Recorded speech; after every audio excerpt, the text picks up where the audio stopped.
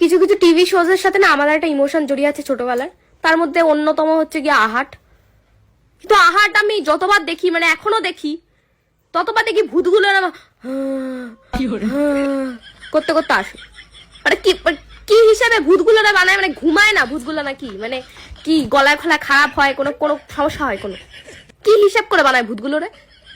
হ্যাঁ হ্যাঁ করতে করতে কেন আসে? আর ভূতের ওই ওই সাদা মার্কা চোখ কমন হয়ে গেছে, একটু চেঞ্জ কর ভাই। একটু সাদা মার্কা চোখ দেখে আর কেউ এখন ভয়, বাচ্চা কাচ্চারাও ভয় পায় না। আর অদ্ভুত প্রশ্ন দুটো, কে ওখানে, কে কে তোর কি জানার, কে ওখানে, ওখানে কে তোর কি জানার, তো ওখান থেকে চলে যা, তো ভয় করছে। আর দ্বিতীয় আমার প্রশ্ন হচ্ছে, তুমি কে, তুমি কি চাও? ও কি চায় তো তোর কি, ও কি চায় সেটা তো তোর দায়িত্ব নিয়ে রেখেছিস তুই দেওয়ার। মানে অদ্ভুত এই প্রশ্নগুলো কোথা দিয়ে দেয়, মানে স্ক্রিপ্ট লেখার কি স্ক্রিপ্ট লেখে, সব জায়গায় একই কথা। তুমি কি চাও, ও কি চাইবে, ওরকম ধামড়া মুখ নিয়ে, ওরকম অখান্ত একটা মুখ নিয়ে কি চাইবে ও তোর কাছে? সমাধানা চাইবে নিশ্চয়ই, তোকে মারতেই চাইবে। অদ্ভুত প্রশ্ন ভাই। তাও কি চাও?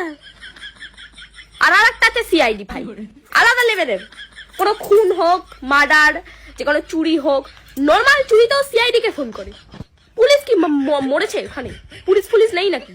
ডাইরেক্ট সিআইডি কে ফোন করে। পুলিশ না পারলে তারপর সিআইডি রাখে, ডাইরেক্ট সিআইডি। আর সিআইডিরও কাজ নেই, আর মানে কোনো সেরম নাম্বার নেই, হয় ওই দয়া ধরে মোটাটা, আর নয় ওই পদ্মুমান। আর অদ্ভুত ব্যাপার হচ্ছে, একটা কেস থাকাকালীন অন্য কেস ওদের মানে আসেই না। সিআইডি শুরু হলো, প্রথমে একটা কেস পেলো, ব্যাস হয়ে গেল।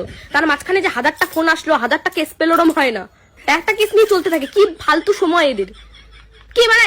আর ডাইরেক্ট সিআইডি কে কি করে ফোন করতে পারে? মানে যারা ফোন করে তাদের কাছে নাম্বার রেডি থাকে ভাই, মানে ওরা জানতো ওই সময়টা মানে খুন হবে, ওই সময়টা চুরি হবে, ডাকাতি হবে, ওরা জানতো।